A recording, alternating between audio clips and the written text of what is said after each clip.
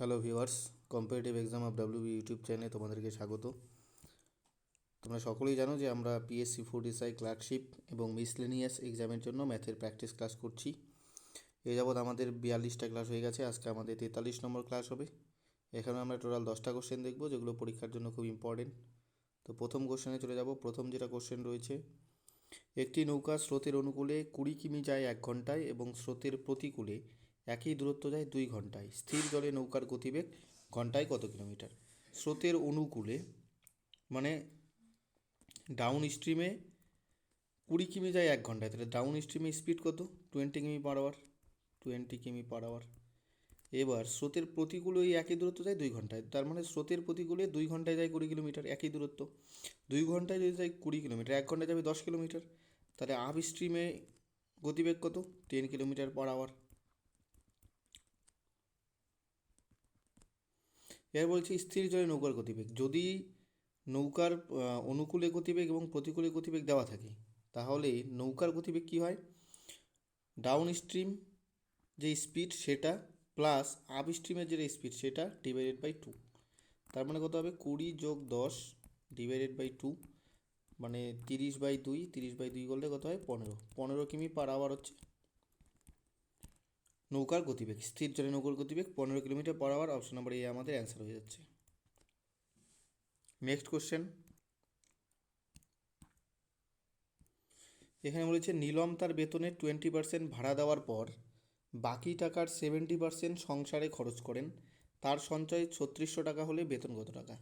যদি নীলমের বেতন 100 টাকা হয়, তাহলে বাড়ি ভাড়া দেয় কত টাকা? 20%, মানে 20 টাকা দেয় বাড়ি ভাড়া।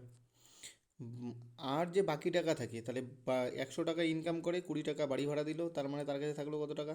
80 টাকা। এই 80 টাকার 70% সংসারে দেয়, তো 70% সংসারে দিলে তার কাছে থাকে কত?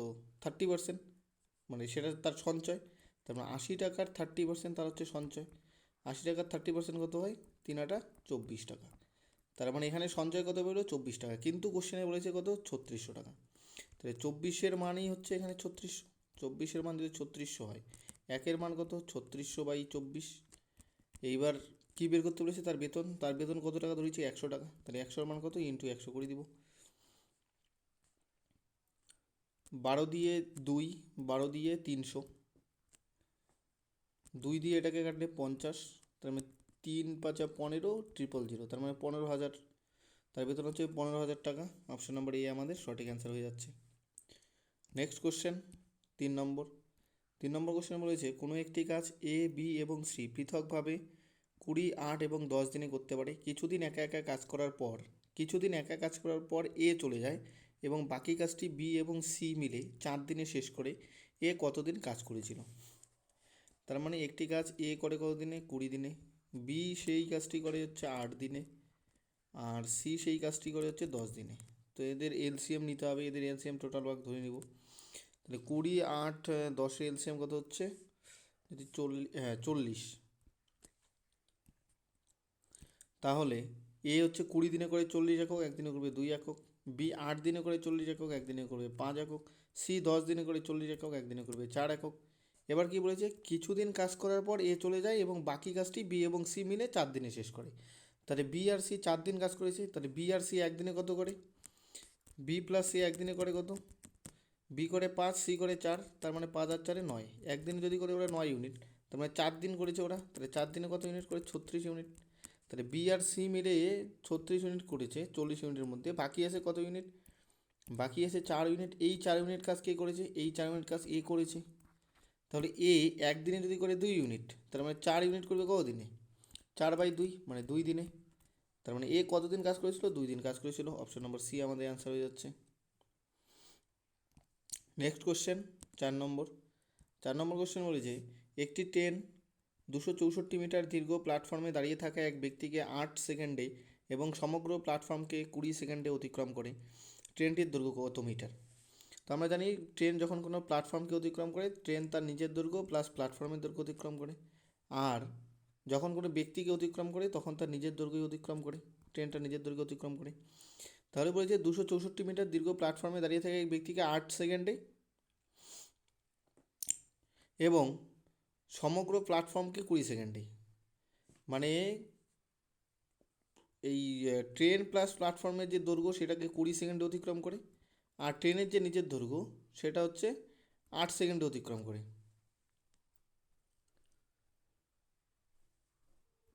ট্রেনের যেটা দৈর্ঘ্য সেটা হচ্ছে 8 সেকেন্ডে অতিক্রম করে। তো আমরা এখান থেকে বলতে পারি কি, এই যে 20 আর 8-এর ডিফারেন্স কত, 12, তার মানে 12 সেকেন্ডে সেই প্ল্যাটফর্মের দৈর্ঘ্য অতিক্রম করবে। কারণ এই 20-র মধ্যে কি আছে, 8 যোগ 12 আছে। এই 8টা হচ্ছে কি, 8 সেকেন্ডে ট্রেনের দৈর্ঘ্য যায়, তাহলে 8 সেকেন্ডে যদি ট্রেনের দৈর্ঘ্য যায়, এই যে 12 সেকেন্ড, মানে 8 আর 20, 12 মিলে 20 হয়, তাহলে এই যে 12 সেকেন্ডটা, সেই 12 সেকেন্ডে প্ল্যাটফর্মের দৈর্ঘ্য অতিক্রম করবে। তাহলে 12 সেকেন্ডে কতটুকু যায়, প্ল্যাটফর্মের দৈর্ঘ্য কত, 264 মিটার। তাহলে 12 সেকেন্ডে যায় 264 মিটার, তার মানে 1 সেকেন্ডে কত যাবে, 264/12। 12 দিয়ে কাটতে কত হয়, 12×2 = 24, 12×2 = 24। তার মানে 22 মিটার/সেকেন্ড হচ্ছে ট্রেনের স্পিড। এটা হচ্ছে ট্রেনের স্পিড, টিএস লিখে দিলাম। ট্রেনের স্পিড হচ্ছে 22 মিটার/সেকেন্ড। এবার বলেছে কি ট্রেনটির দৈর্ঘ্য কত, ট্রেনটি 8 সেকেন্ডে আমরা জানি নিজের দৈর্ঘ্য অতিক্রম করে। তাহলে 1 সেকেন্ডে যদি যায় 22 মিটার, তার মানে 8 সেকেন্ডে কতটুকু যাবে, 8 × 22, আর ইন্টু 22 করলে কত হবে, 176 মিটার। তাহলে ট্রেনের দৈর্ঘ্য কত, 176 মিটার। অপশন নম্বর বি আমাদের অ্যান্সার হয়ে যাচ্ছে। নেক্সট কোশ্চেনে আমরা চলে যাব 5 নম্বর। 5 নম্বর কোশ্চেন বলেছে, এক ব্যক্তি স্রোতের প্রতিকূলে 2 কিলোমিটার যায় 20 মিনিটে এবং ফিরে আসে 15 মিনিটে, স্থির জলে নৌকার বেগ কত কিলোমিটার/আওয়ার। 2 কিলোমিটার যায় হচ্ছে 20 মিনিটে, তার মানে 20 মিনিটে যদি যায় 2 কিলোমিটার, এটা প্রতিকূলে, হ্যাঁ প্রতিকূলে মানে হচ্ছে আপস্ট্রিমে। 20 মিনিটে যদি যায় 2 কিলোমিটার, তার মানে 60 মিনিট বা 1 ঘন্টায় কতটুকু যাবে, 3 দিয়ে গুণ করলাম, তার মানে 6 কিলোমিটার যাবে। তার মানে আপস্ট্রিমে গতিবেগ কত, 6 কিমি/আওয়ার। আর ওই ফিরে আসে কি 15 মিনিটে, তাহলে 2 কিলোমিটার বা আমরা বলতে পারি যে 15 মিনিটে যায় হচ্ছে, এটা হচ্ছে ডাউন স্ট্রিমে, 15 মিনিটে যায় হচ্ছে 2 কিমি। তাহলে 1 ঘন্টায় কতটুকু যাবে, 60 মিনিটে যাবে 8 কিমি। 8 কিমি কীভাবে, এই 15কে 4 দিয়ে গুণ করলে 60 হয়েছে, তো 2কেও আমরা 4 দিয়ে গুণ করব। তাহলে ডাউন স্ট্রিমে গতিবেগ হচ্ছে 8 কিলোমিটার/আওয়ার। আপস্ট্রিমে গতিবেগ মানে প্রতিকূলে গতিবেগ 6 কিলোমিটার/আওয়ার, আর ডাউন স্ট্রিম বা হচ্ছে অনুকূলে গতিবেগ 8 কিলোমিটার/আওয়ার। এর বলছি স্থির জলে নৌকার বেগ, আমরা জানি যে যদি ডাউন স্ট্রিম আর আপস্ট্রিমে গতিবেগ দেওয়া থাকে, তাহলে স্থির জলে নৌকার বেগ কী হয়, ডাউন স্ট্রিম প্লাস আপস্ট্রিম /2। তাহলে হচ্ছে 8 যোগ 6 /2, তার মানে 8 6 14, 14 /2 মানে 7। তাহলে 7 কিলোমিটার/আওয়ার হচ্ছে স্থির জলে নৌকার বেগ। অপশন নম্বর এ আমাদের অ্যান্সার হয়ে যাচ্ছে। নেক্সট কোশ্চেন 6 নম্বর। 6 নম্বর কোশ্চেন বলেছে, এক্সপ্রেস ট্রেনের ভাড়া 20% বৃদ্ধি পাওয়ায় যাত্রী সংখ্যা 20% কমে গেলে আয় কত % বাড়বে না কমবে। যদি এই দুটো একই দেওয়া থাকে, যে এখানে 20 এখানেও 20, তো যদি এমন দেওয়া থাকে তাহলে একবারে আমরা কী করবো, x²/100 এত % কমবে। x² মানে হচ্ছে এক্স কত, এখানে 20, তাই 20 × 20 /100। তার মানে এই শূন্য এই শূন্য এই শূন্য এই শূন্য কাটলাম, তবে 2 দুগুণে 4%, 4% কি কমবে, সবসময় কমবে হবে। অপশন নম্বর বি আমাদের অ্যান্সার হয়ে যাবে। আর এটাকে যদি আমরা করি তাহলে কি হবে, যদি আমরা ধরি প্রথমে এক্সপ্রেস ট্রেনের ভাড়া লিখি আর একটা লিখি যাত্রী, আর এখানে লিখি আয়। তো প্রথমে যদি ভাড়া হয় 100 টাকা, যাত্রী সংখ্যাও 100, তার মানে আয় কত, 1000 টাকা, 10,000 টাকা। এবার কি ভাড়া হচ্ছে 20% বৃদ্ধি পেয়েছে, এখন ভাড়া আগে ছিল 100, এখন হচ্ছে 120, যেহেতু 20% বেড়েছে। এবার যাত্রীর সঙ্গে কী হয়েছে, 20% কমেছে, আগে ছিল 100, এখন হচ্ছে 80। তার মানে আগে আয় যদি হয় 10,000 টাকা, এখন আয় কত হবে, 8×96, মানে 9,600 টাকা। তার মানে আগে আয় ছিল 10,000, এখন 9,600, তার মানে আয় কত কমেছে, আয় কমেছে হচ্ছে 400। তাহলে কত টাকায়, 10,000 টাকায় আয় কমেছে 400 টাকা, 100 টাকায় কত কমেছে সেটাই আমাদের বের করতে বলেছে। এই শূন্য এই শূন্য এই শূন্য এই শূন্য কাটলাম, এই 00 এই 00 কাটলাম, তার মানে কত, 4%। 4% কমবে। অপশন নম্বর বি আমাদের অ্যান্সার হয়ে যাচ্ছে। নেক্সট কোশ্চেন 7 নম্বর। 7 নম্বর বলেছে যে একটি দ্রব্যের ধার্য মূল্য ক্রয় মূল্যের উপর কত বাড়ালে 10% ছাড় দিয়েও 17% লাভ থাকবে। তার মানে জিনিসটার যদি সিপি যদি 100 টাকা হয়, যেহেতু 17% লাভ থাকবে, তার মানে এসপি কত হবে? 117 টাকা। এইবার ধার্য মূল্যটা হচ্ছে কী করেছে, ধার্য মূল্যের উপর 10% ছাড় দিয়েছে। তো আমরা মার্ক প্রাইস আমরা জানি না, তো মার্ক প্রাইস যেটা সেটার উপর 10% ছাড় দিয়েছে, মানে 90/100 MP into 90/100 is equal to 117, এটা বলতে পারি। এই শূন্য কাটবো, 9 দিয়ে এটাকে কাটলে 9কে 9 27, 3 নং 27, তার মানে 130 টাকা। মানে যেই জিনিসটার ক্রয় মূল্য এমপি বা মার্ক প্রাইস বা ধার্য মূল্য হচ্ছে 130 টাকা, সেটার ক্রয় মূল্য হচ্ছে 100 টাকা। এবার কোশ্চেনে কী বলেছে, যে একটি দ্রব্যের ধার্য মূল্য ক্রয় মূল্যের উপর কত পার্সেন্ট বাড়িয়েছি, মানে ধার্য মূল্যটা ক্রয় মূল্য থেকে কত পার্সেন্ট বাড়িয়েছি। সিপি যদি 100 আর এমপি যদি হচ্ছে 130, তার মানে আমরা কত পার্সেন্ট বাড়িয়েছি ধার্য মূল্যটা? 100তে কত বাড়িয়েছি? 30, তার মানে 30% আমরা বাড়িয়েছি। অপশন নাম্বার এ আমাদের অ্যান্সার হয়ে যাচ্ছে। নেক্সট কোশ্চেন 8 নম্বর কোশ্চেন কী বলেছে, 16,250 টাকার 8% বার্ষিক সুদের হারে 73 দিনের সরল সুদ কত টাকা? দিন দিয়ে থাকলে কোনো অসুবিধা নেই, দিনকে আমরা বছরে পরিণত করব, কারণ আমরা জানি দিনকে যদি আমরা 365 দিয়ে ভাগ দিই তাহলেই বছর হয়ে যায়, তাহলে 73/365 লিখে দিব, এটা হচ্ছে টাইম। তো আমরা কি জানি, I is equal to PTR/100। তো পি কত? পি হচ্ছে 16,250। টাইম কত? টাইম হচ্ছে 73/365। আর কত? 8% ডিভাইডেড বাই 100, তো একবারে 1/100 করে দিলাম।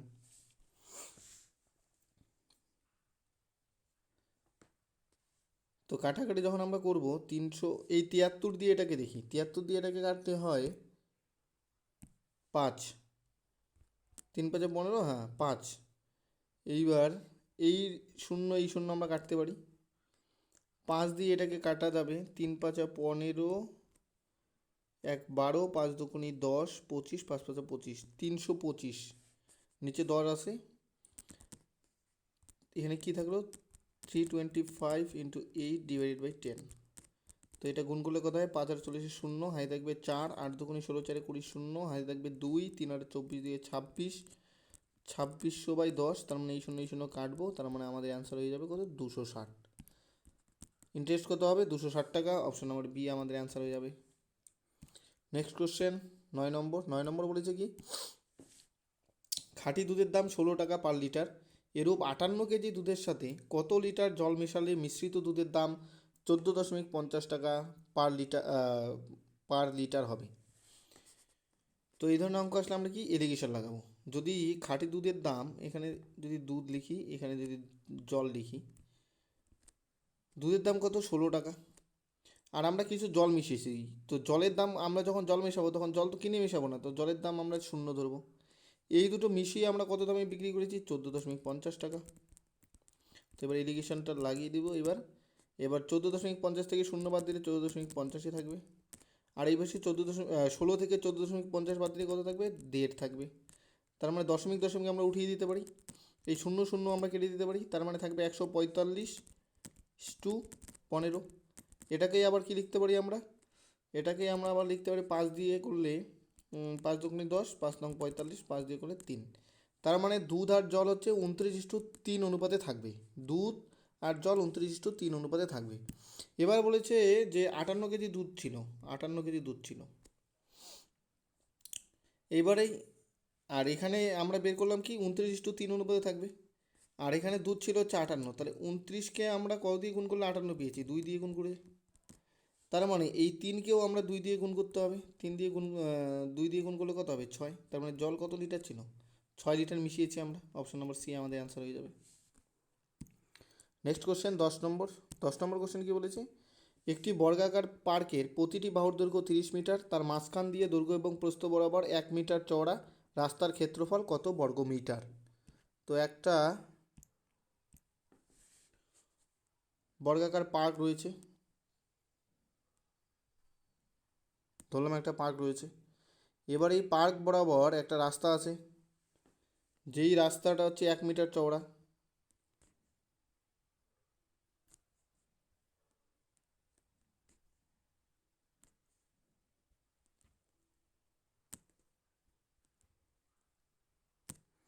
দৈর্ঘ্য ও প্রস্থ বরাবর 1 মিটার চওড়া একটা রাস্তা আছে।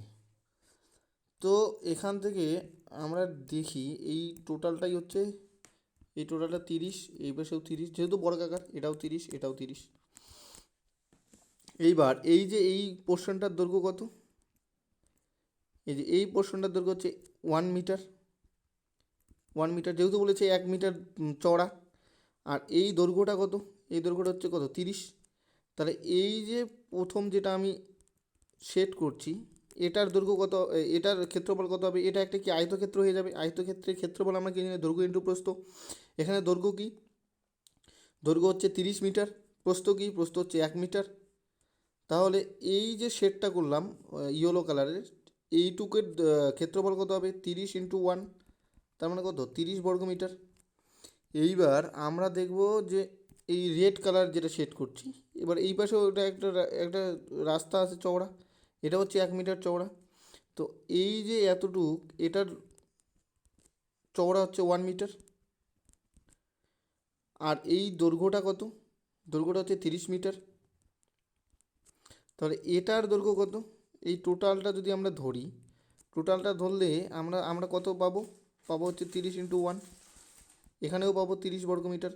কিন্তু এবার এখানে একটা ব্যাপার আছে, যে যখন আমরা ইয়োলোর যেটা সেট করেছি, সেটার আমরা ক্ষেত্রফল বের করেছি, তখন এই পুরোটা নিয়ে নিয়েছি।